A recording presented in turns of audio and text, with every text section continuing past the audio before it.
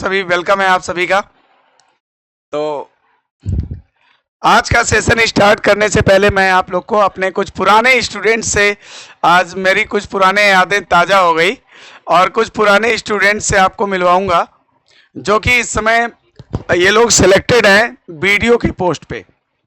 ठीक है, तो ये आप लोग जैसा कि आप देख पा रहे हैं यहाँ पे थंबनेल में लगा हुआ है, तो ये दोनों बच्चे जो हैं ये पोस्टेड है, इस समय वीडियो के पोस्ट पे सिलेक्टेड है।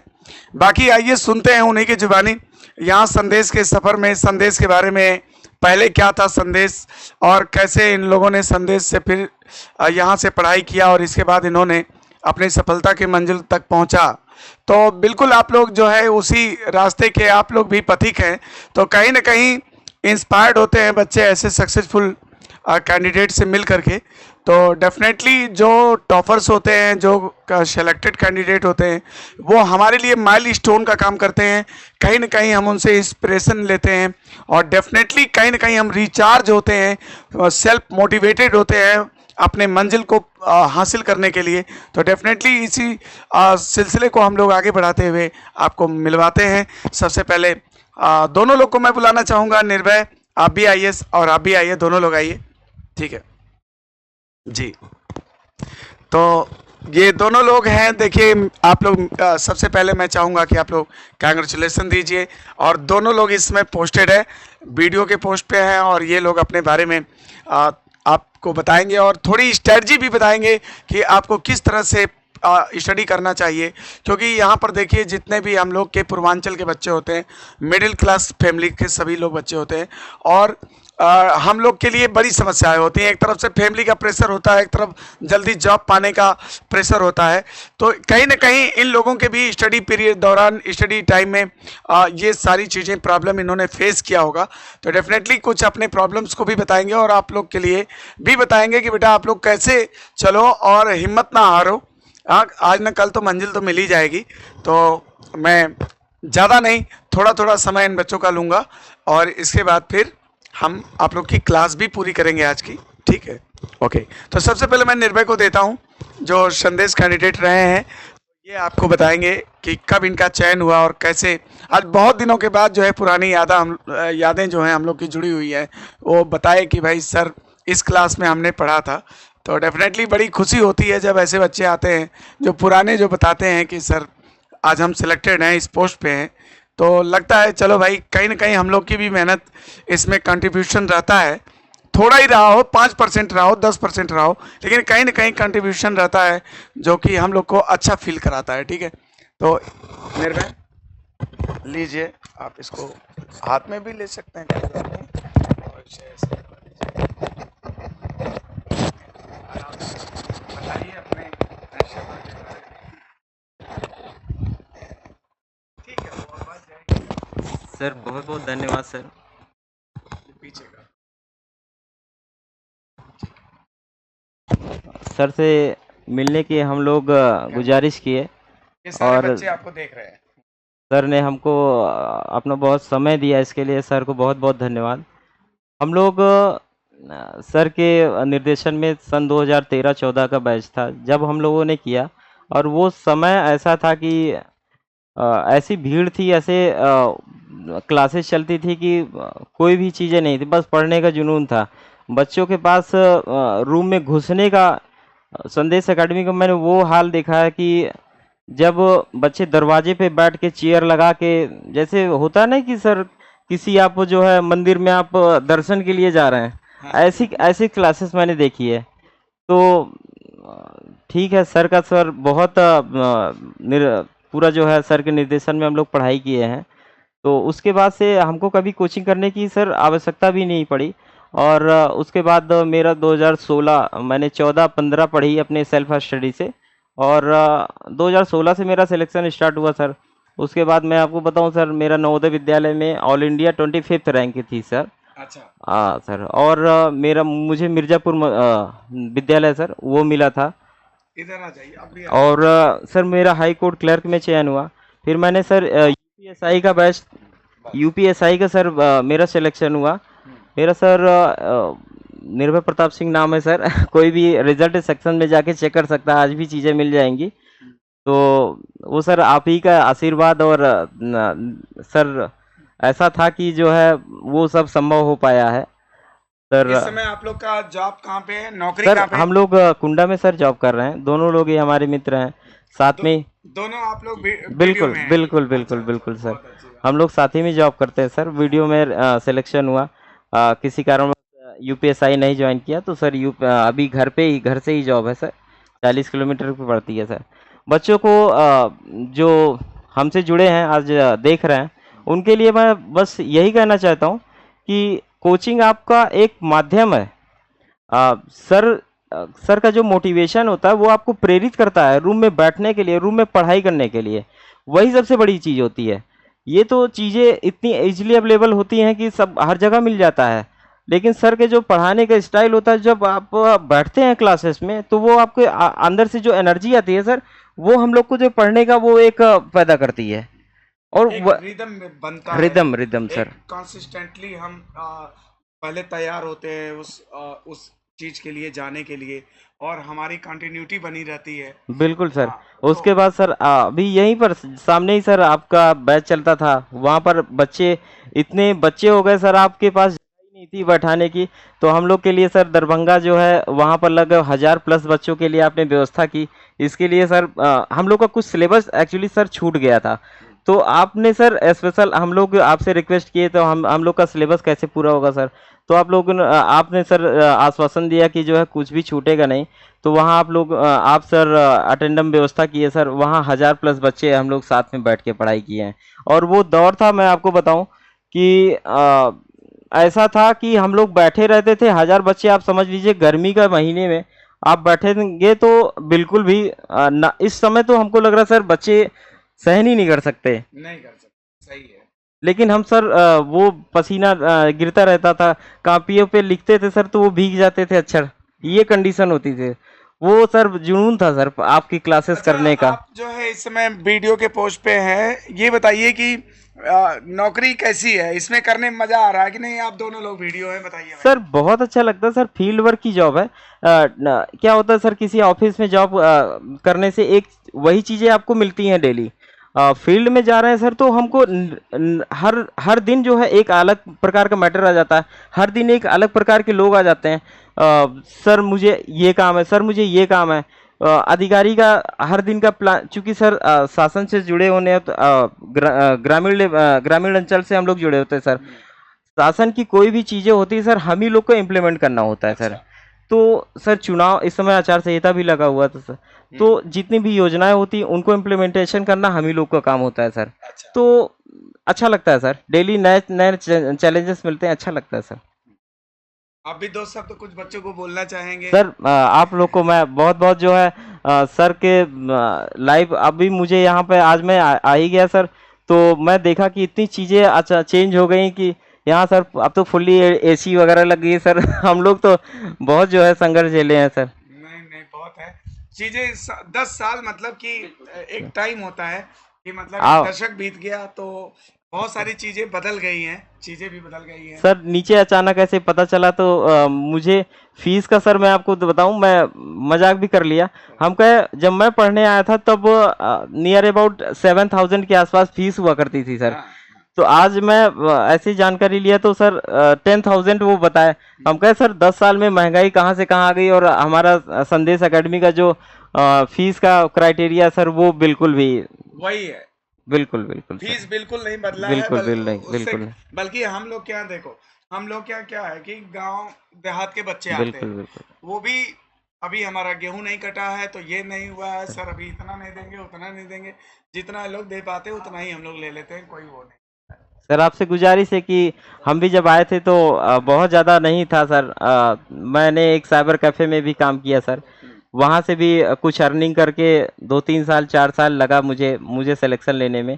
और सर मैं अपने बच्चों को जो सामने मुझे देख रहे हैं, मैं उनको बताना चाहता हूँ, जब आप पेपर देने जाते होंगे कोई भी, तो आपको रेलवे स्टेशन पे नियर अबाउट हम जाते थे तो 5 लाख 6 लाख लखनऊ स्टेशन पे मुझे भीड़ मिल जाती थी सर। तो जब आप ऊपर स्टेशन से देखते होंगे सर वो भीड़, तो ऐसा लगता है कि क्या ये 5-6 लाख तो यहीं पर है पूरे स्टेट में, बच्चे एग्जाम दे रहे हैं तो क्या मेरा सिलेक्शन होगा सर? लेकिन बच्चों मैं आपको बताना चाहता हूँ कि आप उस भीड़ से मत डरिए।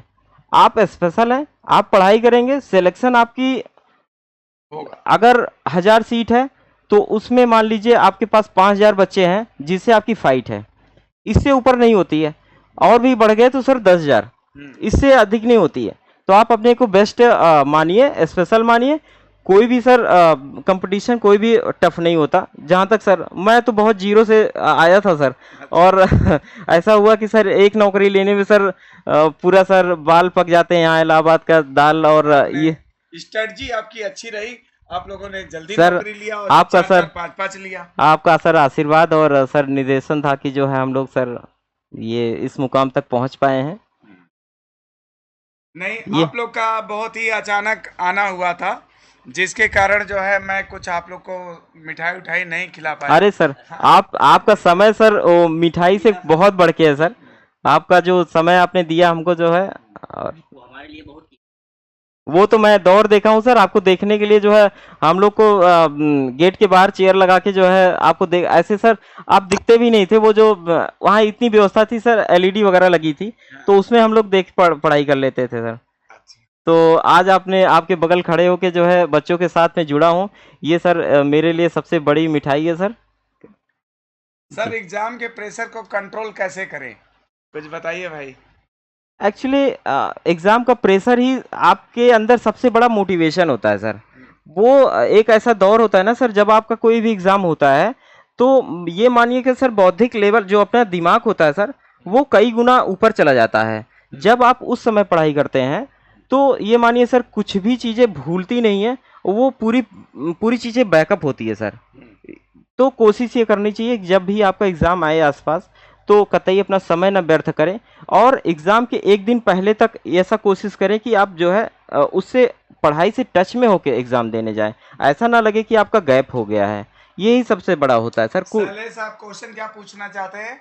रक्षित पांडे पूछ रहे हैं कि सर आपने जीएस के लिए क्या क्या किया, एक्चुअली जीएस कैसे पढ़े? जीएस पहली बात तो सर जब मैं यहाँ पर ज्वाइन किया था तो पूरी टीम ही दूसरी थी। आज चूंकि 10 साल हो गया तो बहुत होता है सर, 10 साल एक जगह कोई भी रह के टीचर पढ़ा ले, ये अपने आप में।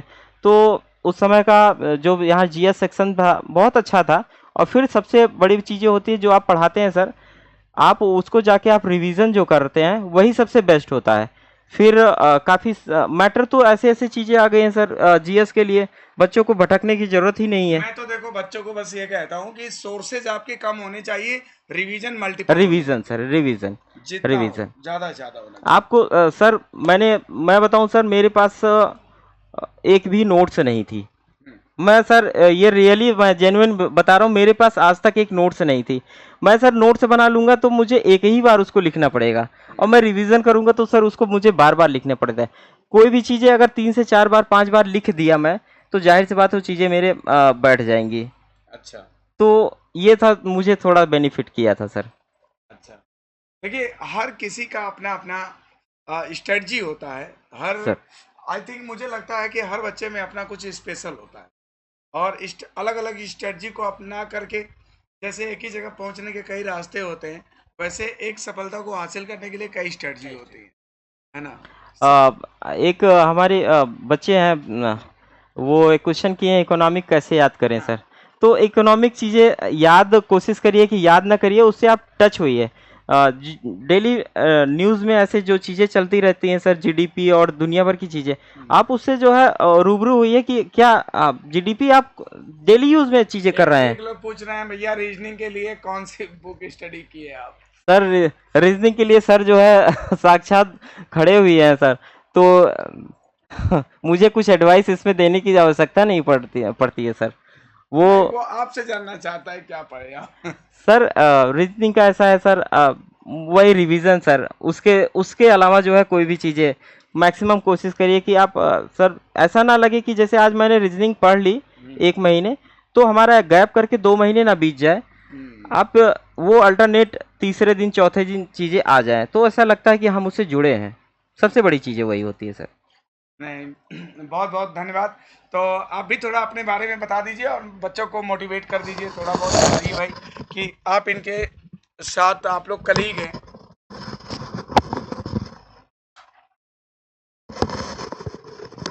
सबसे पहले तो सर को मैं धन्यवाद देना चाहूँगा, प्रणाम करना चाहूँगा, क्योंकि आज सर की वजह से हमें इतना समय मिला।